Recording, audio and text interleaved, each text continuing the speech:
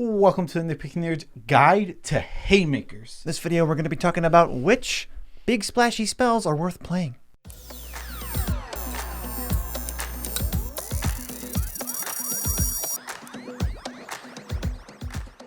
I'm your host, Joe Cherries. I'm your host, Beezy, and that makes us the Nitpicking Nerds. For the low cost of nothing, you could be in our Discord, chatting it up right now. Yeah, hanging out, being cool, and if you want to get some special perks for that Discord, head over to patreon.com to support us. Okay, what are we doing? Today, we're talking about Haymakers. First thing we got to do here, define what a Haymaker is. Well, Joe Cherries, our definition for a Haymaker is a spell or ability that costs a large amount of mana and wins you the game or drastically increases your onboard win percentage by itself. The distinction is it's kind of one card that's going to create a huge swingy effect and get you ahead on board. So, for example, not all win conditions are Haymakers. Yes, anything where you're going to be getting on board with, say, like a bunch of different cards, and those cards can combo together to win you the game, get you a huge advantage. That's not a Haymaker. Those are just sort of like good pieces, interlocking, changing parts. No, we're talking about playing one big giant spell that's going to put us in the driver's seat. Right, by itself. So going into expectations and standards, it's actually pretty easy to talk about this. You got to get the bang for your buck. It's bottom line when it comes to these. You're going to be spending a lot of mana on all these, so mana cost isn't going to be what matters necessarily. Though a 6 versus a 9 can be a big difference, you got to make sure you're getting that mana's worth. Another expectation. These are big giant spells, so if it doesn't work, doesn't resolve, or somebody effectively negates the advantage you'd get from it, it's a pretty bad swing for you. Usually, like, you think of a Haymaker, you throw a punch. It's like going to knock them out, or it's going to miss and you're going to like fall on your face. Yeah, you're going to miss, and you're going to be left open to get, well, Haymakered. Right, like if you alpha, it's like alpha strike somebody and they fog. Well, now you don't have any untapped creatures. What a game. Don't play the Anyway, our favorites / the best of the best when it comes to like single card Haymakers. These spells are huge, splashy, going to win you the game or drastically swing things in your favor. Yes, so very first one, Boss Citadel. This is actually one of the few ways it's actually a card advantage engine because you just keep casting spells at the top of your deck, getting card advantage, and on top of that, you're only using your life as a resource. So if you have either an abundance of life or, maybe you're going down to 2's not going to matter in this game, then you can just get on board with a ton of stuff. Yes, you're not going to see almost any card advantage cards on here. Card advantage wins games all the time. Consecrate Sphinx is not on this list. You could, under some definitions, call it a Haymaker. It's going to draw you 20 cards, and then you're going to win. But that does not fit what we're talking about. We're talking about on-board, swingy effects. Otherwise, we'd have a lot of cards that we don't consider Haymakers that might be win conditions on this list. So Bolas' Citadel is completely insane. Cheats mana, cheats life, I guess, cheats card advantage. It's an insane magic card. It's like a one-card combo. I don't know. It's just crazy. It goes into itself. Yeah, I mean, the card is it's very, very good. There's a reason when people... I've never seen it last more than 2 turns on a board. Yeah, I've never seen it not get 5 cards either. Yeah. Like, it dies immediately and still gives you, like, 10 mana and 5 cards worth. It's an insane strong card. Next, we have Time Stretch, which gives you 2 extra turns for 10 mana, and an even better version of that, Expropriate. 7 blue. Each player votes time or money. If they vote time, you get an extra turn. If they vote money, you get a permanent they control. So if everyone votes for turns, you get 4 turns. No one ever does that. It usually is you vote for time, you get an extra turn, and then they all vote for money, and you get all their best permanents. This is secretly a modal spell. There are only 2 modes. Either you take an extra turn and steal everyone's best thing, or you win the game. That is the only 2 modes. I'm sorry. That's just how it is. 2 time walks plus 2 blatant thieveries or 2 mind controls, whatever, is too much. Yes, these cards are incredibly strong. I mean, Time Stretch in itself, getting you 2 extra turns, it seems like if you just staple 2 Time Walks cards, it's not that insane. It is. It's a lot. It's like when we talk about that Teferi ult. It's 2 turns, and it just feels like an eternity. Yeah, it's so strong. Both of those definitely worth playing. Next, we have Crater of Behemoth, which one of the classic best win cons for green decks. We've talked about it 1,000 times. And we got the budget version, which is also actually just incredibly strong. And raise 4-runners. Yes. Crater of Behemoth. Oh, you have 10 creatures? Well, congratulations. You just got 100 power. Is that a Haymaker? Hard to say. That's the most Haymaker of Haymakers. Because, I think when you turn it into damage, it really sounds like a Haymaker. Because they can still fog. Like, literal fog stops you. or Teferi's Protection as the playable version of Fog. Yes, that is a playable Fog. Both of these are just, they're going to win. They're going to be able to do enough damage if you have enough creatures on board. I'm going to say Enraged Forerunners is the budget version. Like, it's going to kill somebody. I don't think you're going to win, but I think you get to kill somebody. Yeah, it just depends on the game, yeah. Yeah. Next, Shaman of the Forgotten Ways has an activated ability, which is 9 green tap. If you control creatures total power 4 or greater, which you should, each player's life total becomes equal to the number of creatures they control. Well, that's almost going to be less than 10 for everybody. Yeah, exactly. So this is just like, this is Biorhythm on a stick, which allows you to just basically take everyone's life total extremely low and end the game with a ham sandwich, I believe is the term we use. Yeah, attacks. Maybe someone has no creatures. They lose. They are dead. Yeah, and actually, that's funny because this is a big Haymaker ability, which is like one of the only abilities on here that we consider a Haymaker. But it also has, that part's the gravy because it also just taps for 2 mana. It's a 3-drop that taps for 2 mana. It's super strong. Really good card. Living Death and Rise of the Dark Realms, they are going to effectively return every creature into play under your control. Living Death does not do that. It switches grave and play. Mm-hmm. Living Death is just, almost game over. It's kind of more of like a critical mass one, Living Death, honestly. But I've just never seen one cast where like every deck it's in, it's just going to win. Yeah, it's just a huge swing because you're always going to have sack outlets. You're always going to put everything into your graveyard. You're milling yourself. You're going to be the deck that's taking advantage of it. When this isn't as big of a Haymaker as it can be is when you're playing against, say, another graveyard deck. Yeah, that's weird. You're the Carador deck sitting across from an Arami deck. It's like, oh, they're going to get a ton of advantage too. Yes. So Living Death is pretty swingy. Sometimes it sucks. But Rise of the Dark Realms always gets everything under your control. And you can kind of mill yourself or other people to take advantage of it. Yeah. And these next two are really interesting. They're all different forms of board wipes. So the first one's Cyclonic Rift. And it's going to bounce, Cyclonic Rift. You bounce everything you don't control. It just puts you on a board. If you had a 1/1, your board is now the best board. Yes, you have the best. You have gained board advantage because guess what? No one else has anything. Yeah. One-sided. It's incredibly strong. This card is very, very good. We don't need to tell you how good it is. All is Dust.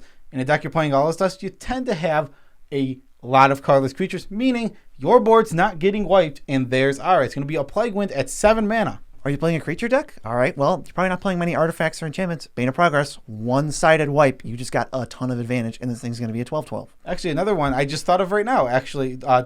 Speaking of 7 mana Plague Winds, Ruinous Ultimatum.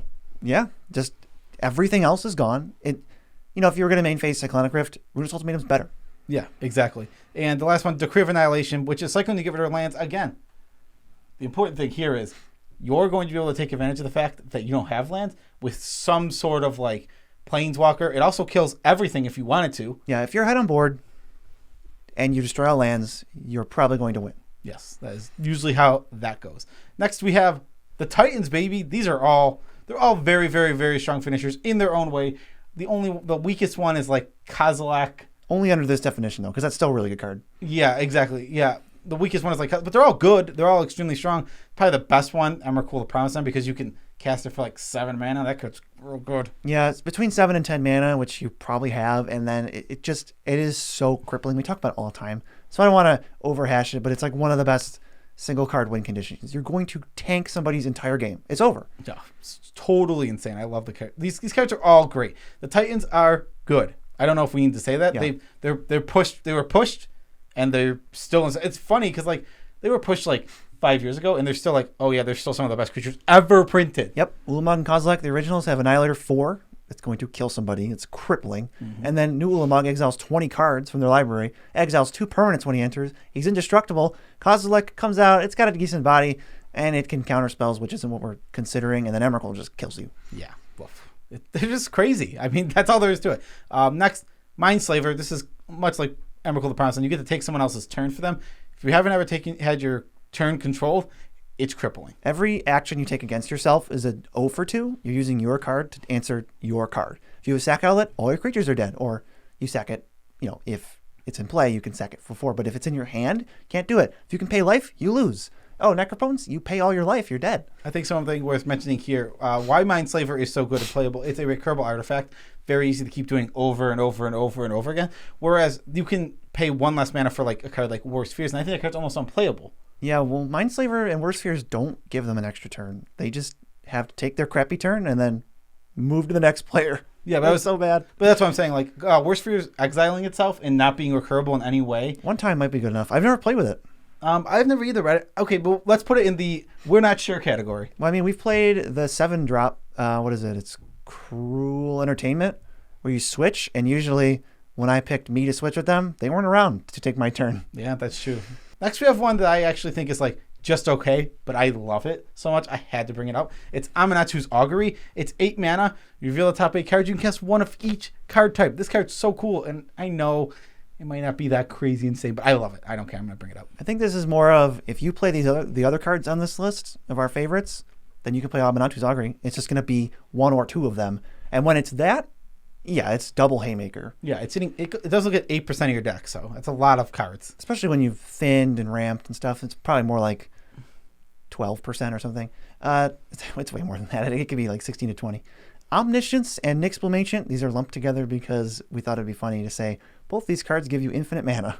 Yeah, basically. So Omniscience lets you cast anything from your hand without paying its mana cost. Nixblam Ancient triples all of your mana sources. It's insane. They're both just going to let you cast anything and everything you want. Nixblam Ancient's more of a one you have to attack with. Omniscience is a win on the spot. But Nixblam Ancient's easier to cheat into play, so it might not even be a Haymaker that you have to swing for. You're like, okay, end step, put it in my graveyard, reanimate it. Well, now I got my whole turn. Yeah, cord for 10. Right. A lot easier to do. Omniscience is the better one. It's the actual Haymaker. If you can slam this 10 mana thing, well, all your card draw turns into more card draw, which turns into more and more and more. And then you have creatures, and you've taken an extra turn or whatever. The game's just done. Yeah. Next, we have Primal Surge, which is 10 mana. Reveal the top card of your library. If it's a permanent, put it in play. Otherwise, you stop. But usually when you build this in your deck, you have all permanents, so you put your whole deck into play. Yeah, if it's a permanent, it repeats the process. If your deck's all permanents, the whole deck goes into play. As long as you built your deck right, you just make sure there's no mandatory card draw. So, Elvish Visionary would kill you. Yeah. So you just make sure there's none of that stuff. So you live, creatures have haste with any number of infinite permanents that do that. Smash for thousands of damage. I think a great thing to mention right here, with all of these actually, because they all are good in the right deck. And that's worth saying here because Primal Surge is bad in a lot of decks, like basically an unplayable card. But when the deck is built to play it, you want to make sure your deck is taking the 2, 3, maybe 4 of these at most, I would say, that you really need and want. It's less, we're not talking about critical mass. Just because Primal Surge requires your deck to be built, that is different from Phyrexian Altar combos. Because building your deck, once you've built the deck, you cast one card and you win the game. That's all you got to do. It's not like, oh, I cast Phyrexian Altar, I win. It's like, that's not true. Yeah. You need a bunch of stuff. Yeah, you're never going to play, I'd say, realistically, it's most likely like 4 of these at max, right? Like, I can't see playing Just more than none 4. of them, well, the only case is all 5 Eldrazi if you want, but none of them synergize enough. You want, pick ones that have the most synergy. You're not just going to be like, okay, I'm going to play Omniscience in my Fairy Tribal deck. Precisely. I agree with that completely. Next, we have the Great Aurora and Warp World. I'm not reading these. I refuse to read them. They are on screen. This is a YouTube-only video. Yes. So you can see them. You can read them. They're sitting between me. These cards have a lot of text. That's all there is to it. They basically take permanent counts or hand counts. They count, and then you put stuff in play at random. So yeah, usually you're spending more time saying basically than what they do. If you're head on board and you cast them, you win the game. Yeah, if you want your count for Great Aurora or Warp World to be highest at the table so that you get the most advantage of it, the upside of the casting these, because they are sorceries, is you will always be the first to get to take advantage of them. They're mandatory, and your opponents can't really do anything about it. If they go down to 5 lands on Great Aurora and you have 12, game's over. Yeah. It might take a few turns, but the game's over, and Great Aurora won you the game. I have scooped to Great Aurora many a times, especially when I go, I got 5 lands.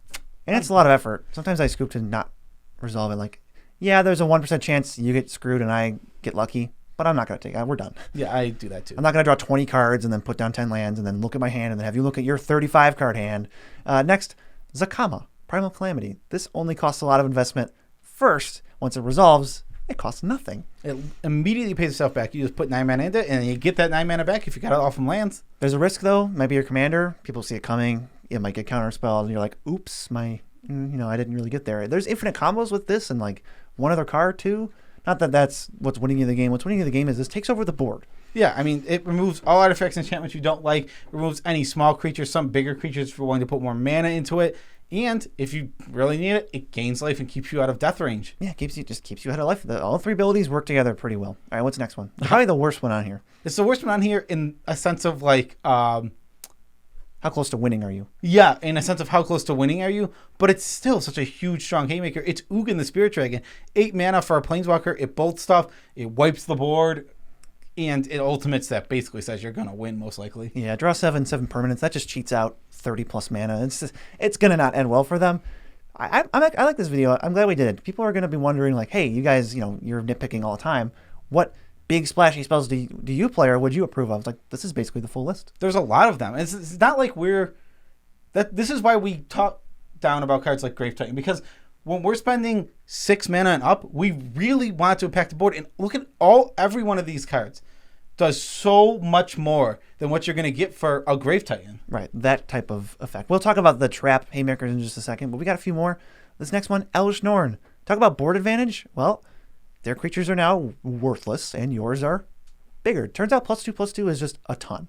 +2/+2 and -2/-2 together is insane. It's every creature. If your opponent had a 4/4 and you had a 0/0, now you have a 4/4 and they have a 0/0.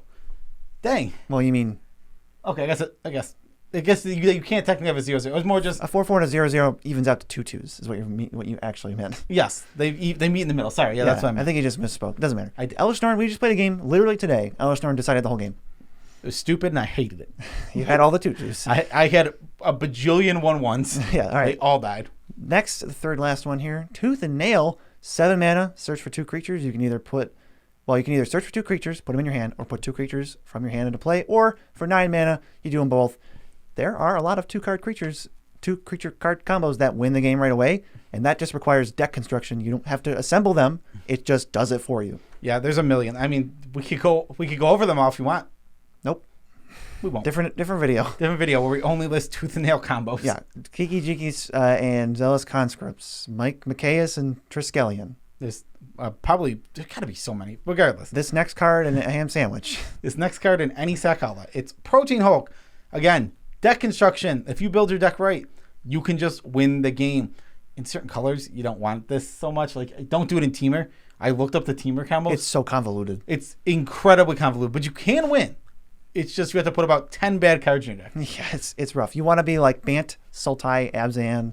I think most of the 2-color ones don't work out that well. Protein Hulk's insane. It assembles a critical mass win condition for you. You don't have to do it. Just play it, kill it. Yeah, you just have to get it into the graveyard and it says, oh yeah, I win. If you don't know these combos, just take the time, pause the video, go Google it. The people have done the work on this where this card just wins in a bajillion different ways. Yeah, usually it starts with Karmic Guide to get it back, and then you sacrifice Karmic Guide, and then you get Revelark, and then you get them all back forever. This is one of the best cards in the whole format. So yeah. Then the last one here is Azure's Predation, which I meant to put with Board Wipes, but oh well. Yeah, it gives you 4/4 token for each creature on the battlefield, then each one of those fights one. Yes. It wipes anything with 4 toughness or lower will be gone, and if there's 3 power or lower, you get to keep yours, which is huge card advantage. I think this card is very good towards a mono green deck. And like lower power level too. Oh, absolutely. Yeah. Or Beast Tribal. I mean, if you play against a token deck, this card's insane. I mean, the fact is, if they think about how I had Brutaclad. Yeah, you had 9 servos. I had 9. Crush them. I had 9 servos. You just go 8 mana, kill all your servos, get 8 4/4s. That's insane. It's a huge swing, board advantage, and then your weakness becomes, all right, well, now you get a bunch of 4/4s, and they could kill them, but then even then, you got the advantage of wiping out everything else. Yes. Remember again, pick the 2, 3 that fit in your deck, and make sure your deck is built to use them correctly. If you want it, your deck doesn't have to have any of these in it. If you're just a critical mass aristocrat deck, oh, absolutely, you don't need a single one of these. Yeah, exactly. These, and I think a great thing worth mentioning right now. Again, none of these are really CDH cards. Literally, almost, I would never play. I don't think you play any of these, and sometimes maybe in weird situations they might come in, but you don't play these cards because all CDH decks are combo based and critical mass type things. That's what they do. Maybe the Eldrazi. Yeah, maybe, I don't know. Exactly. And it's not many, but that's a cool thing. And these aren't CDH cards, but I feel like every non-CDH deck wants 1 or 2 of these. that could benefit. I don't know. I'm not going to say every one, but these tend to be almost all-encompassing. We're like, one of them can go somewhere, most likely. Okay, maybe. I'm not going to say all. I was just going to say like 90%. Like, yeah, there's people waiting in the wings to you said all decks? It's obviously not, obviously when we say all, it's more of a general statement. I'm never, like, if I say all, it never means every single one because there's always exceptions. We have decks without some of these. Yeah, exactly. Next is traps. And we're going to brush through these quickly. I don't think we're going to read almost any of these. These are just kind of cards that look like Haymakers or might perform as Haymakers in a lower power that we're just going to warn you about because we don't like any of these. Yes, for traps, I want to mention here that these are probably, I'm going to say, for 7, 8, 9 traps. Because once you go lower power level, these get stronger, obviously. And yes. that's just how things are always going to work. Cards get stronger in lower power. Every card does. That's just how it's going to work. If every card in the format is a 1/1 for 1, a 3/3 for 3 is now the best card in the format. Exactly. So, first one, a Chromos Memorial. It gives a bunch of keywords to creatures. I've never been a fan of this card personally. It does a lot of abilities. None of them really amount to being worth 7 mana, and the one you really care about is haste. And if you're in green or red, there's really way easier ways to do that. Yeah, exactly. It's completely fine, and it's not bad. And it's really cool. I will give it that. It's so expensive. Turning your creatures into a chroma is badass. Also, on another note, I'm pretty sure it's just expensive money-wise, too. I don't know why. Yeah. Well, it's cool, and it's a mythic. But, you know, we just think it's bad. That's another video. Next, you may have heard us talk about this card on the channel before. It's 6 mana, 6/6. It's Grave Titan. When it enters the battlefield, you make 2 2/2s. And I would still go as far as to say this card is unplayable where we're at. I'm just never going to touch it. Yep. I don't want it. It's not even close to a Haymaker like we're just talking about. It's not a value card because it's 6 mana. It's not an early play. It can gum up your opening hands. There's no benefit to cheating it out. We were playing, so this is great here. We played a game that we were about 7 to 8 power level today. Oh yeah. And there was a Grave Titan on the board, and so my choice was wipe the whole board or leave my Liza on a Grave Titan. I'm like, well, Grave Titan's, the most it's going to be doing to me is not going to be enough to like get rid of my Liza. Like if he's hitting me every turn and the 2/2s are hitting me, I'm sort of losing a little bit of life. Yeah, the Grave Titan player, our friend, he cheated out Grave Titan on turn 4. It's like, okay, well, that's pretty much the earliest you're ever going to see a Grave Titan. It just so happened to work out that way. And he didn't win. It didn't. Grave Titan was out. He made like 8 zombies. It had very little impact on the game. Yeah, I mean, it dealt 12 damage or so. Yeah, I mean, it probably dealt more damage than that. It probably dealt like a solid like 24 damage, but that damage wasn't relevant enough. Just didn't decide the outcome. Because it was spread so far around the game, and even though it was out early, it's not good enough. You can just imagine the things that we listed before, a lot of them. Imagine cheating any, like the Eldrazi you can't cheat out. You can cheat out Ceaseless Hunger. You can cheat out the other Kozilek. Yeah, exactly. So cheating those ones out is like so much powerful. They got to attack. I would have had to wipe that. Yeah. I know that Ulamog that's on the board. Oh yeah, I'm paying the extra 4 life for my Toxic Deluge because I'm getting rid of it. Yeah, when you gotta pay 10, and otherwise it exiles 20 cards, and you can't combo. All right, next is, I won't blame anyone for playing this card because it's awesome, but we just have it here as like, hey, don't expect this to win games by itself. Apex Devastator, 10 mana, 10/10, 4 Cascades. It's really sweet. It's super cool. You might be the Cascade deck or some other deck that wants this corner case. I just wouldn't say, yeah, I got a Haymaker. It's going to probably win me the game. It's Apex Devastator. It's going to get you ahead. It's a good card. Yeah, exactly. There's nothing. Yeah, this card's good. It's fine. Again, reiterate, 7 power level at least. I think it's like like Haymakers. Yeah, like I would still want a Haymaker even if I had this in my deck because this doesn't fill the role for me. Yeah, if you want to play something cool, play Apex Devastator, play Grave Titan, play a Chromos Memorial. Those 3 cards are really cool. Don't play Grave Titan. Next, you had this one because you've played with it and you thought it kind of was a trap. Yeah, Faldar Sovereign. It's supposed to be like you untap, you put yourself in a position where you just have to untap with it. It never feels that way. So you kind of feel like this is a Haymaker, but you throw the punch in slow motion? Yeah, exactly. It's just like, it's so sad. It's just like everyone sees it coming, and you have to take off a whole turn, basically. We've said, when you're spending 6 mana, it's most of your turn, if not all your turn, unless it's super uber late game. And I have had this card in my hand probably 5-6 times now in a life game deck, and I haven't cast it. I have not put it on the board because it's never been good enough. If the only time I think I thought about casting it was when it was the last card in my hand.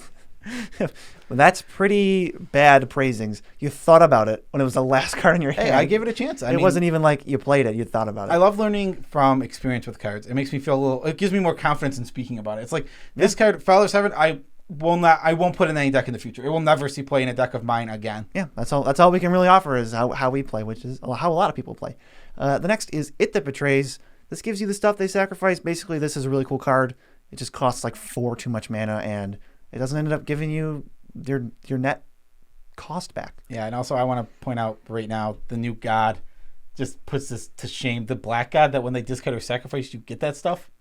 Oh. Yeah, it puts this card to shame. Yeah, sorry It That Betrays. The next one, we love hating on this card. Bladesteel Colossus. I'm not a fan at all.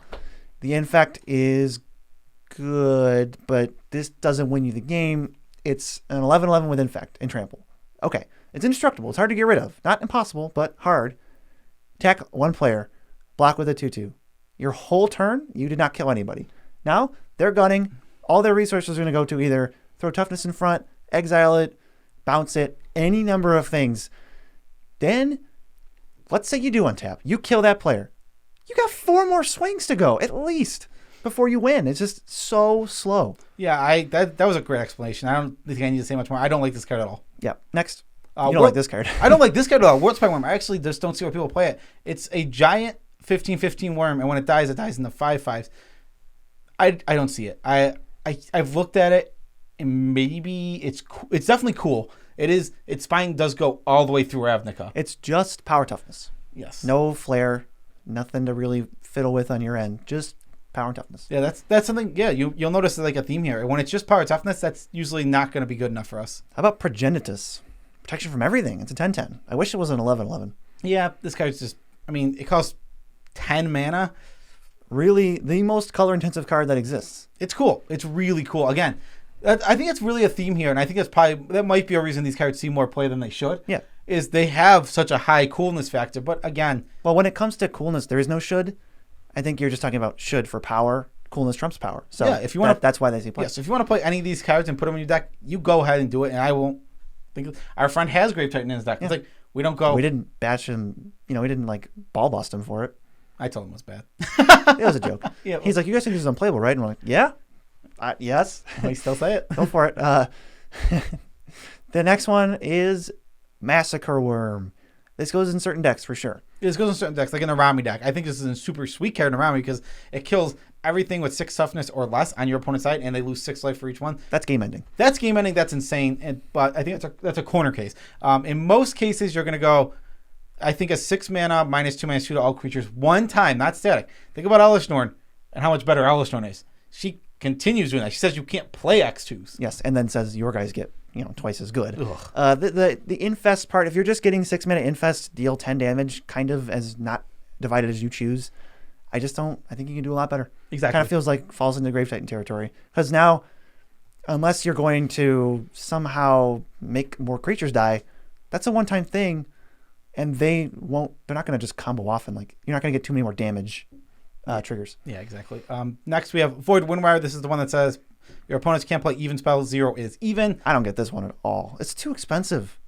It shuts off half their spells. That's it? Yeah, exactly. I don't think 9 mana 10/9 that says your opponents can't play half their spells is good. That's the best way to read that. Yeah, really.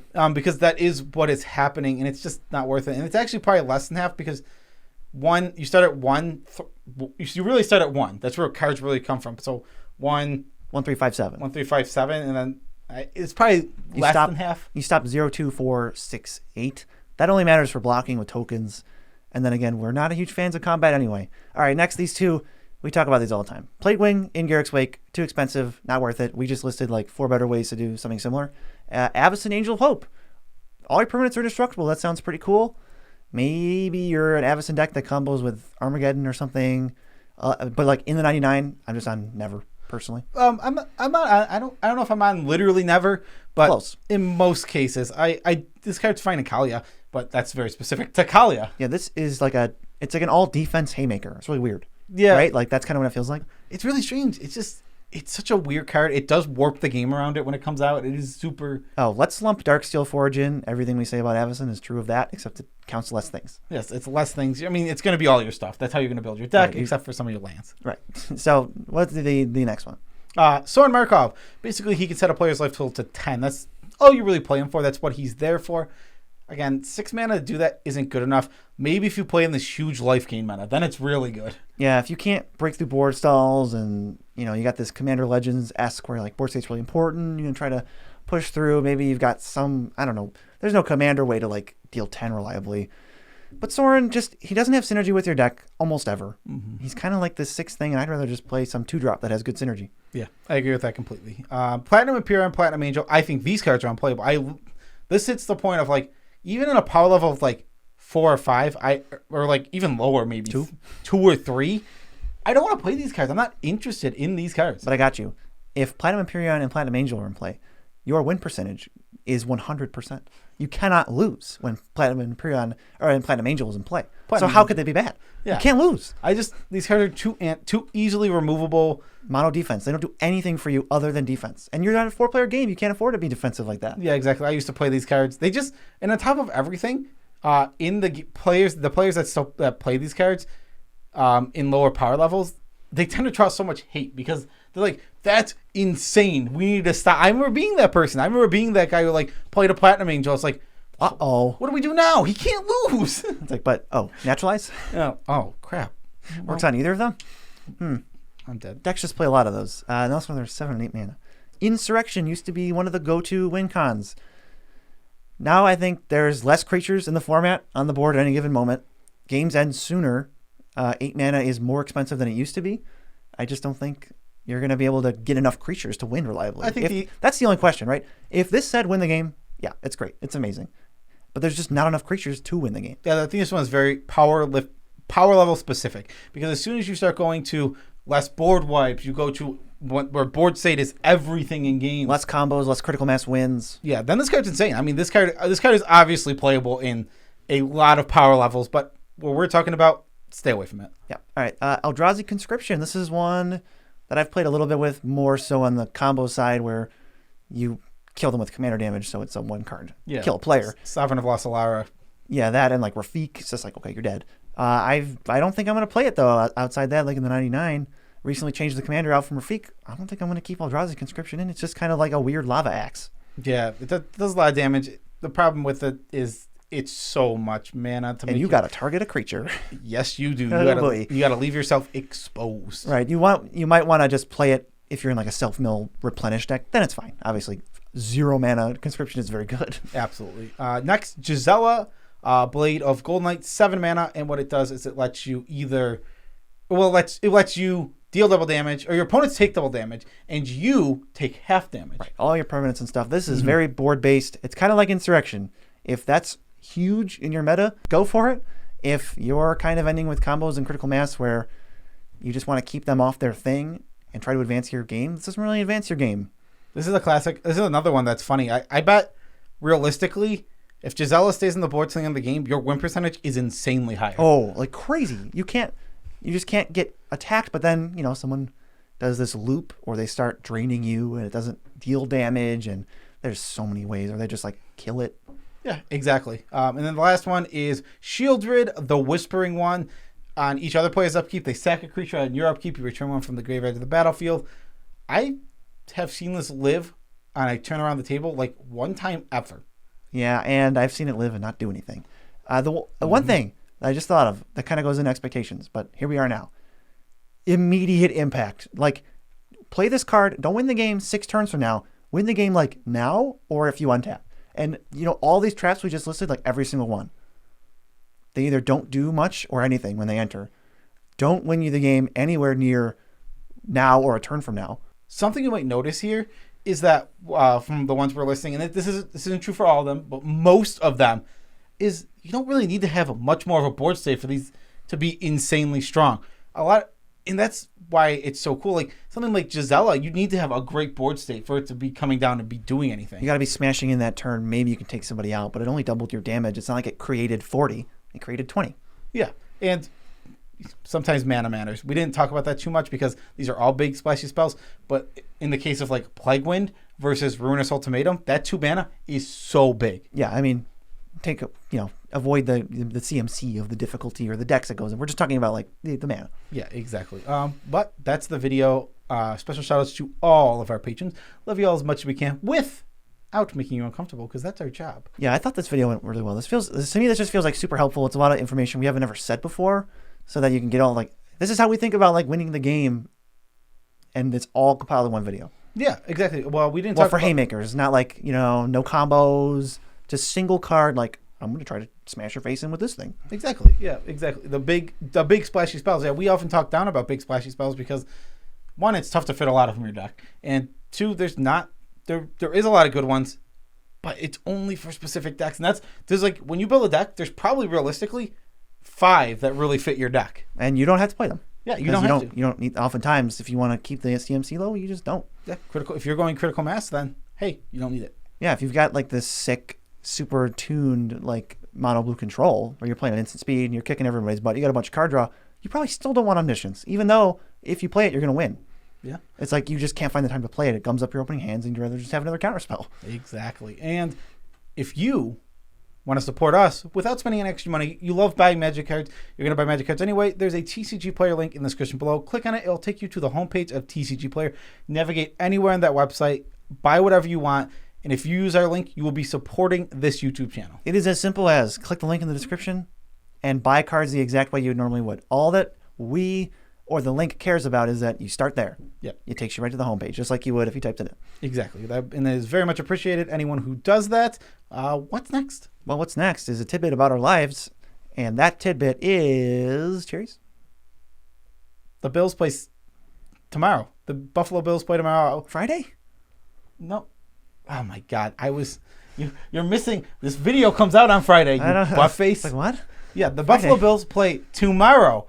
Saturday. Yes, Saturday. And I'm excited about it. I'm watching it with my friend Ken. Super awesome. I'm gonna be working all day after a day of work today. This is like one of the first times. It's interesting because it's like one of the first times in my life since I can remember that the Bills have been like actively very, very good. Yeah, and I don't follow it. Yeah. I thought that was interesting. But I make money because people get real drunk and they tip a lot of money. We live in Buffalo, New York. BZ's not a big sports guy. I mean, I'm not the biggest sports guy, but when the Bills are good, it gets me much more excited for it. Here's where I definitely draw the line. Somewhere below this, way below this. But I saw this and I'm like, that's too far. Family dressed in Bills gear, outside on the lawn, screaming, waving flags, playing music. Guy sitting in his car in the driveway, beeping "Let's go Buffalo" nonstop at every car that goes by. Yes, too far. Yeah, I mean, well, if you want to know too far, the problem in hockey, when Canadian teams lose, there's usually or win or lose. Yeah. Big games, there's riots, literal riots. That's too much for destruction of property. Too far. Tables count. I actually think that happened when the Eagles won the Super Bowl or lost the Super Bowl. Oh yeah, I remember they beat/lose to? Wasn't it like an upset or something? I think they beat New England. Yeah. A few years back. Or maybe like only like 2 or 3 years People back. Like breaking cars and stuff. Yeah, they do that. What is wrong? What are you doing? If you do that, what is wrong with you? Don't vandalize property. I don't know. Are you kidding me? The Nitpicking nerds are not advocates for vandalism. If you vandalize other people's stuff without a just reason, you're an idiot. I mean, there's your trap. There's your we could do a which lifestyle characteristics are worth it? It's like traps, human traps, vandalization. Yeah, just like even Carrie Underwood is the bad person in her song Before He Cheated. She's vandalizing the truck. Yeah. 2 wrongs don't make a right. Yeah. She's going to jail. He's not going to jail. He's a jerk, and he did a jerk thing. Vandalizing is a actual factual crime, and you should not do it. And she carved her name into his leather seats, right? So it's just, who do they think is going to do it? She carved her name. Yeah, carved my name. Carved my name into her leather seats. Why would you do that? She took a Louisville Slugger to both headlights. Slashed a hole in all the tires. Maybe next time he'll think she's in jail. And he's I showed him. What you get? 25 to life. And he never cheated again. I think. I'm in jail, so I don't know. That's from Orange is the New Black. Peace out, Tribe Scout.